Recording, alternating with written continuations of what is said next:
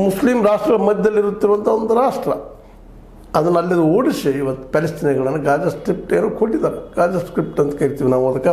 ಅದು ಗಾಜಾ ಪಟ್ಟಿಯಲ್ಲೇ ಎರಡು ಜನಾಂಗಗಳು ಬೇರೆ ಬೇರೆ ಯಹೂದ್ಯರು ಮತ್ತು ಪ್ಯಾಲೆಸ್ತೀನಿಗಳ ಮಧ್ಯದಲ್ಲಿ ಅಥವಾ ಅರಬ್ಬಿಗಳ ಮಧ್ಯದಲ್ಲಿ. ಅರಬ್ಬಿ ಅನ್ನೋಗಿದ್ರು ಪ್ಯಾಲೆಸ್ತೀನಿಗಳು ಅವರು ಮುಸ್ಲಿಮ್ಸನೇ. ಈ ತಿಕ್ಕಾಟ ಇವತ್ತು ಯಾವ ಹಂತಕ್ಕೆ ಬಂದು ನಿಂತದಪ್ಪ ಅಂತಂದ್ರೆ ಈ ಹಮಾಸ್ ದಾಳಿ ಮಾಡಿದ್ರು ಉಗ್ರವಾದ ಇಸ್ರೇಲ್ ಮೇಲೆ. ಅವರಷ್ಟು ಅವರು ಇದ್ದರು, ಪೆಟ್ಟುಕೊಂಡಿದ್ರು, ಏನೋ ಒಂದಿಷ್ಟು ಕಚ್ಚಾಡ್ತಾಯಿದ್ರು, ಮಾಡ್ತಾಯಿದ್ರು ಅಲ್ಲಿ ಪ್ಯಾಲೆಸ್ತೀನಿಗಳು. ಅವರಿಗೆ ಅಂತಾರಾಷ್ಟ್ರೀಯ ಮಟ್ಟದಲ್ಲಿ ಒಂದಿಷ್ಟು ಜನನೂ ಬೆಂಬಲ ಸೂಚಿಸ್ತಾ ಇತ್ತು. ಜೊತೆಗೆ ಅನೇಕ ಒಂದಿಷ್ಟು ಟೆರ್ರಿಸ್ಟ್ ಗುಂಪುಗಳು ಇದ್ದು ಅವ್ರಿಗೆ ಹೆಲ್ಪ್ ಮಾಡುವಂಥದ್ದು ಅದೇನು ನಡೆದಿದ್ದು ಹಾಗೆ.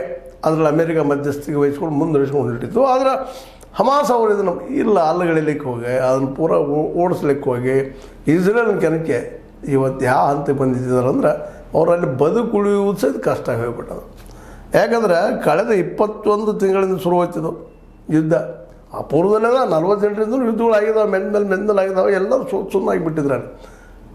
ಈಜಿಪ್ಟ್ ಯುದ್ಧ ಮಾಡಿತು, ಅದನ್ನು ಮತ್ತೊಂದು ಮಾಡಿತು, ಜೋರ್ಡಾನ್ ಮಾಡಿತು, ಅದ್ರ ಲೆಬನಾನ್ ಅಂತ ಅದು ಯುದ್ಧಕ್ಕೆ ನಿಂತ ಬಿಟ್ಟಿತ್ತು. ಲೆಬನಿಗಳು, ಸಿರಿಯಾನು ಯುದ್ಧಕ್ಕೆ ನಿಂತಿತ್ತು.